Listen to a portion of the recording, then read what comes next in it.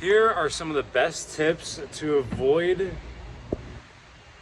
Here are some of the best tips to avoid having a bad football coach that's training you. So what I would recommend is step number one is communicate. So if you communicate really well with your coach, that's going to demonstrate to him that you're adamant about learning and that you're adamant about becoming a better football player. Oftentimes players that ignore their coaches or don't, ask questions are oftentimes left behind. So communication is step number one. Step number two, I would say, is making sure that you show up on time. And the reason why that seems like such a simple thing yet so important is when you show up late to football meetings, coaches don't like that. It halts their teaching process. They have to wait for you. Or if not, then you've already missed out on maybe 5 minutes or however long you are late to that football meeting. They don't appreciate that. So showing up on time to your football meetings is the best way to get nice with a coach that, is everybody tells you is angry, because, it's just the best way to advance your relationship together. And then number three, the last thing that I would say to advance your relationship best with a coach that, kind of makes you upset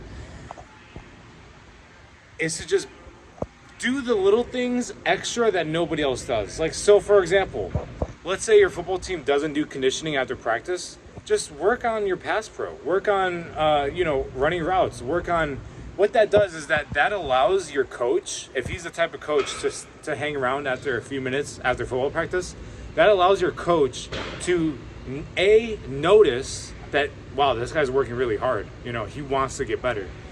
B, allows him to coach you personally one-on-one, not dealing with the whole position group, just you, or depending on however many is there, and to get to learn more about each other.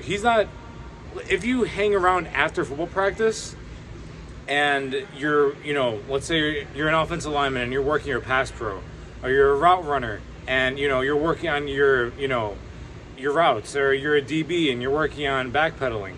All the little things your position coach will see and be able to critique you like, hey, don't do it like that, do it like this.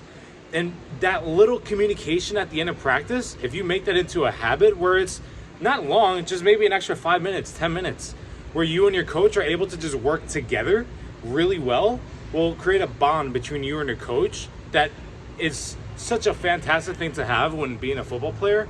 Because when you don't have that and a coach just harps on you and is negative all the time, it just drives negativity and you almost don't even want to be there after a while. So the first thing that I would say is communicating with your coach. The second thing that I would say is being on time. That's such a small thing that nobody ever really talks about, but it makes such a big difference. And then the third thing is to just do the little extras, hanging around after practice. So those are the three things that I would recommend that you do to help out your relationship with an angry coach.